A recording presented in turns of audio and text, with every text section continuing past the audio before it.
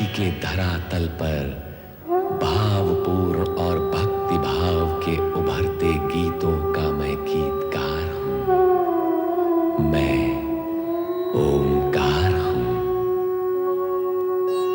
हिमालय राज महारानी मैना, पुत्री पार्वती और जया विजया के साथ शिव दर्शन के लिए गंगावतरण शिखर पर जाते हैं, किंतु शिव को एकांत प्रिय है। वे उनको अपनी स्थिति बताते हैं। पार्वती उनकी सेवा में संलग्न होना चाहती है तो वे अस्वीकार कर देते हैं। आकाश मार्ग से नारद शिखर पर नंदी को देखकर शिव के समीप आते हैं, पर शिव उन्हें भी एकांत में बाधा डालने से रोकते हैं। नंदी से ये सूचना मिलने पर कि हिमालय राज सपरिवार आए थे, नारद प्रसन्न होकर बताते हैं कि शक्ति का शिव के समीप आने का समय हो गया है। पर पार्वती दुखी है क्योंकि शिव ने उसकी प्रार्थना स्वीकार नहीं की। जया विजया उसे आश्वासन देती है कि इतने पर भी भोलेनाथ ही उसके भावी पति होंगे। उधर तारकासुर के असुरों से पीड़ित इंद्र और देवगण रक्षा का उपाय सोचते हैं। उसी समय राक्षस वहां आकर कुछ देवगण को बंदी बना लेते हैं। शेष भाग जाते हैं। महाबली तारकासुर की जय! महाबली तारकासुर की जय! महाबली तारकासुर की जय!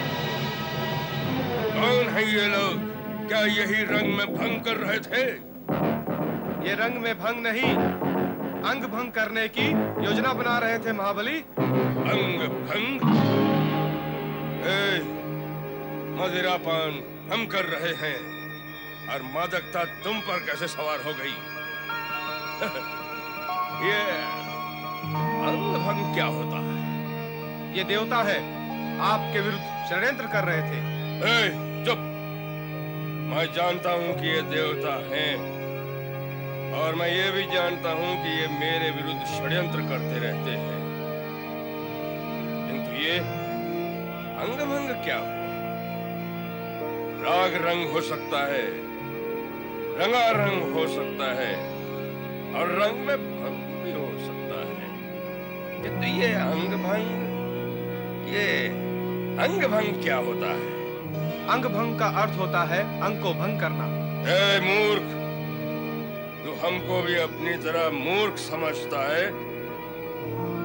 अरे दुष्ट, सभा भंग होती है, निद्रा भंग होती है, शांति भंग होती है, नियम भी भंग हो जाते हैं, पर ये अंग भंग कैसे हो सकते हैं? दैत्यराज, यदि अंग को खड़क से काट दिया जाए तो वो भंग हो जाता है। ओह, तो ऐसा अंग भंग करने की योजना बना रहे थे ये देवता। पर किसका अंग भंग करने की? आपका महाबली। क्या ये हमारा अंग भंग करना चाहते हैं? हाँ स्वामी, अंग यदि अधिक भंग हो जाए तो इससे मृत्यु हो जाती है। इसे वध करना भी कहते हैं। अर्थात ये हमारा वध करना चाहते हैं? इसीलिए तो हम इन्हें पकड़कर आपके पास लाए हैं महाबली। हमारे प्राण लेने वालों के हम प्राण लेंगे। इन्हें मृत्यु दंड दे दो, समाप्त कर दो इन्हें। जैसी आपकी आज्ञा महाबली। तारकासुर, ये अन्याय है, घोर अन्याय। महाबली तारकासुर, ये देवता परमपिता ब्रह्मा जी के वरदान से अमर है। तुम इन्हें प्राण दंड नहीं दे सकते। यदि तुमने इन पर अत्याचार किया तो ये भगवान भोलेनाथ की शरण में चले जाएंगे। हे नारद मुनि, आज तुम इनके पक्ष में बोल रहे हो। ये शिव की शरण में चले भी गए तो मेरा क्या हित होगा? क्या कर लेंगे ये मेरा, और क्या कर लेगा इनका वो शिव? देवता कैलाश पहुंचकर शिव जी को विवाह के लिए प्रेरित करेंगे। इनकी प्रेरणा से यदि शिव जी का विवाह हो गया तो उन्हें पुत्र प्राप्ति होगी। यदि उन्हें पुत्र प्राप्ति हो गई तो तुम्हारा वध अटल है, क्योंकि परमपिता ब्रह्मा जी के वरदान के अनुसार तुम्हारा वध शिव पुत्र के हाथों निश्चित है। यदि आप अपना हित चाहते हो तो मेरी बात मान लो, इन्हें मुक्त कर दो। ये सब तुम्हारी रची हुई लीला है। मैं तुम्हें दंडित किए बिना नहीं छोड़ूंगा नारद।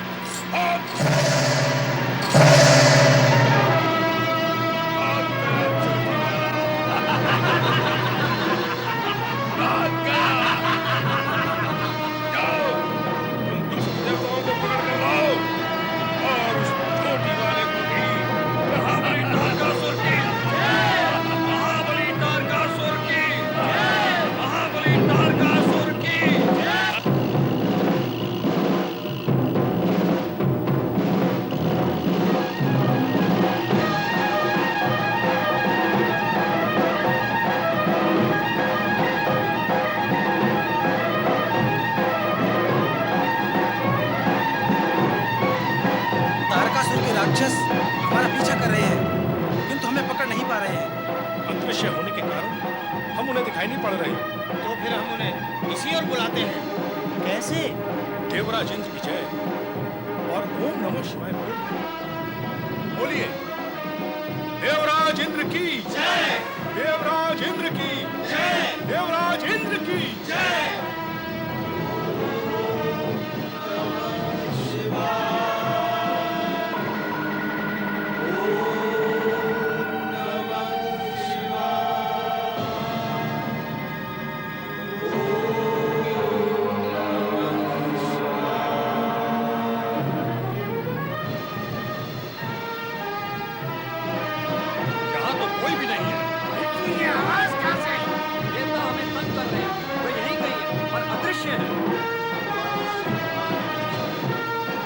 देवता पृथ्वी की ओर भाग रहे हैं।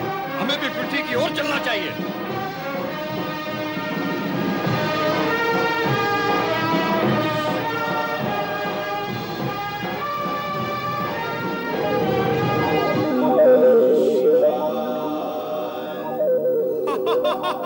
गए पृथ्वी पर राक्षस लोग। भोलेनाथ की कृपा से हम लोग बच गए।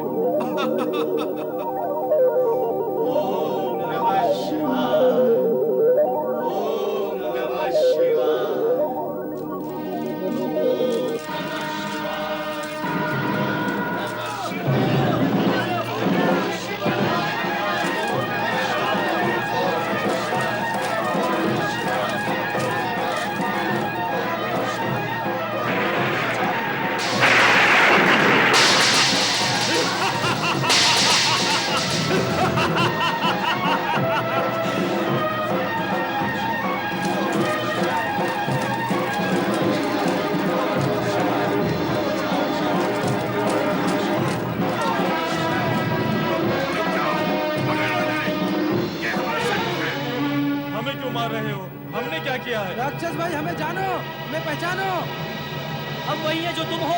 हम तुम एक ही हैं, शत्रु नहीं मित्र हैं आपके। फिर इतना क्रोध क्यों? मैं दारुक हूँ, दारुक है। ये क्षेत्र मेरे राज्य में आता है। दारुक भैया की जय, दारुक भैया की जय। मेरे राज्य में जो मेरा आदेश नहीं मानता उसे मैं जीवित नहीं छोड़ता हूँ। आपका कौन सा आदेश नहीं माना दारुक भैया? मैंने तुम लोगों को रुकने के लिए कहा, परंतु तुम नहीं रुके, इसलिए मुझे क्रोध आ गया, क्रोध। दारुक भैया, उन देवताओं के पीछे भागते हुए हमने तुम्हें देखा ही नहीं। भूल हो गई, क्षमा कर दीजिए। ठीक है, तुम कहते हो तो क्षमा कर देता हूँ, नहीं तो नहीं करता। परंतु तुम लोग कौन हो, यहाँ क्या कर रहे हो? हम स्वर्गाधिपति महाबली तारकासुर के सैनिक हैं।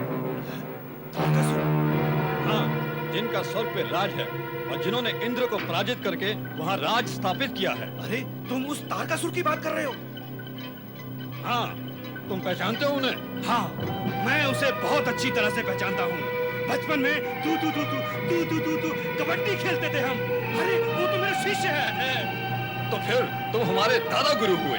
अवश्य, हम तुम्हारे दादा गुरु हैं। परंतु तुम हमें ये बताओ, तुम यहाँ भगदड़ क्यों कर रहे हो? मैं तुम्हारी क्या सहायता कर सकता हूँ? उन देवताओं को पकड़ने के लिए हम उनके पीछे भाग रहे थे। देवता, इन देवताओं ने सदा राक्षस जाति को तंग किया है, परंतु मैंने उन्हें यहाँ भागते हुए नहीं देखा। वो दिखाई नहीं देते। अदृश्य होने की शक्ति होती है उन देवताओं में। बड़े दुष्ट और नीच होते हैं ये देवता। माया जाल फैलाकर हमें कष्ट पहुंचाते हैं। यदि मैंने उन्हें देख लिया होता तो दबोच लेता मैं उन्हें। वो तो तुम अब भी कर सकते हो दारुक दादा। हाँ, वो मैं अब भी कर सकता हूँ, परंतु मैं जानना चाहता हूँ तुम उनके पीछे क्यों पड़े हो? क्या बिगाड़ा है उन्होंने तुम्हारा? हमारे स्वामी महाबली तारकासुर को तंग करते रहते हैं। कैसे तंग करते हैं? देवराज इंद्र की जय बोलकर। देवराज इंद्र की जय बोलकर? ओम नमः शिवाय भी बोलते हैं। ये क्या होता है? क्या बोला तुमने? फिर से कहो। ओम नमः शिवाय। ये क्या होता है?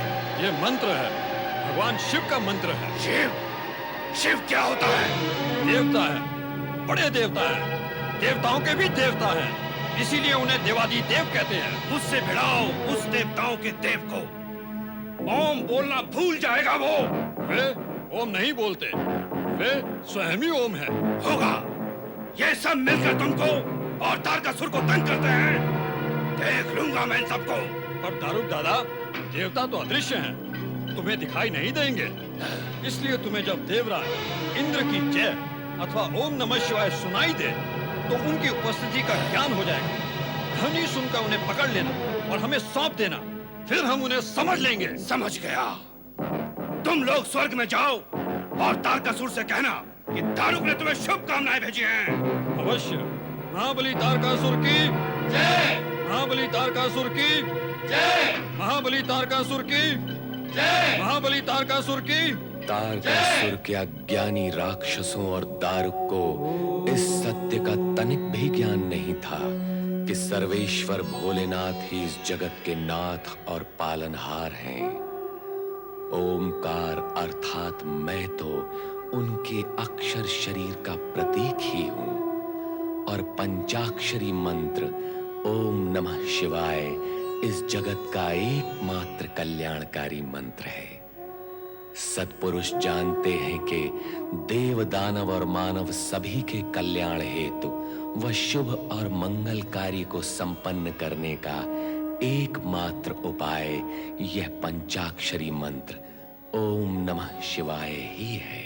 अच्छा सुप्रिय, हमारी सबकी मंगल कामना है तुम्हारी ये जल यात्रा सुखद और सफल हो, तुम्हें व्यापार में लाभ मिले, भगवान शंकर तुम्हारी रक्षा करें।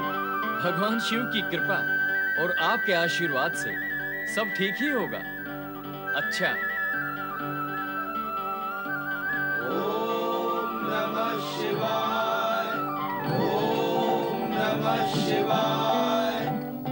ओम नमः शिवाय। ओम नमः शिवाय। ओम नमः शिवाय। ओम नमः शिवाय। ओम नमः शिवाय। ओम नमः शिवाय। ओम नमः शिवाय। ओम नमः शिवाय। ओम नमः शिवाय। ओम नमः शिवाय। ओम नमः शिवाय। ओम नमः शिवाय। ओम नमः शिवाय। ओम नमः शिवाय।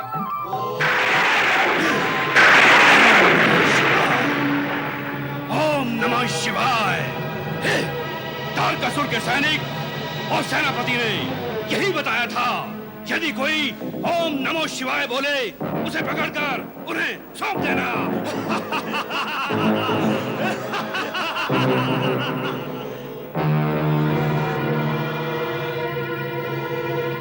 ये कैसी आवाज थी? ये वश किस राक्षस की आवाज है। मुझे भी ऐसे ही लगता है। मुझे लग रहा है। तुमने ऐसे ही सुना होगा। बैठिए बैठिए।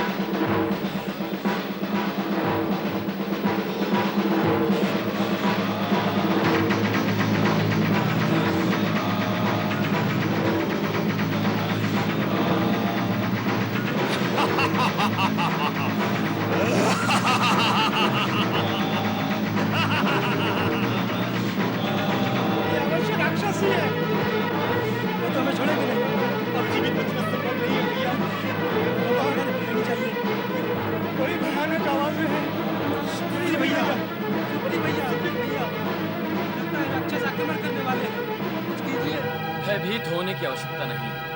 भगवान शिव हमारे रक्षक हैं। ये दुष्ट राक्षस हमारा कुछ भी अहित नहीं कर सकते। सब प्रेम से बोलो, ओम नमः शिवाय, ओम नमः शिवाय, ओम नमः शिवाय।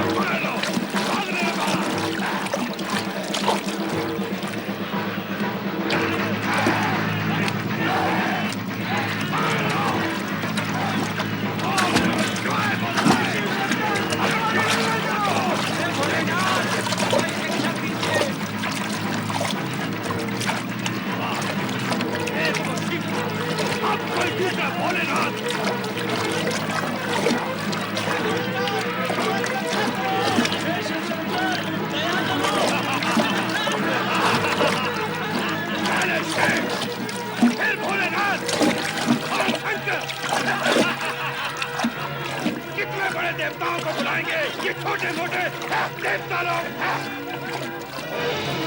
देखूंगा मैं सब देवताओं को। ले चलो इन देवताओं को गुफा की ओर। हमें इनको ताकतों को सौंपना है।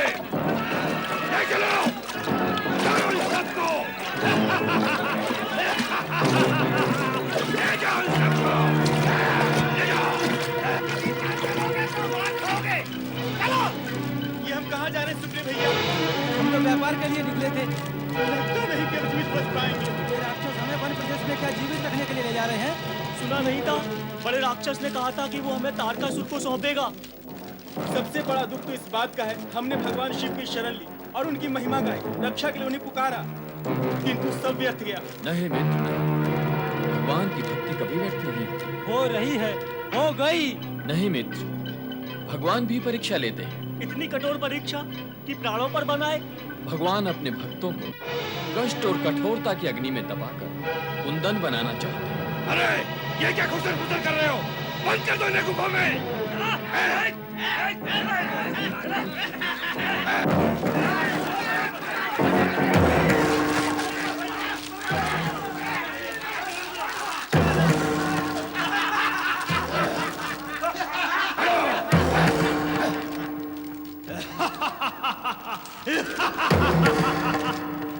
तारकासुर के सैनिक आएंगे और इन्हें ले जाएंगे। चलो इस गुफा का द्वार बंद कर लो।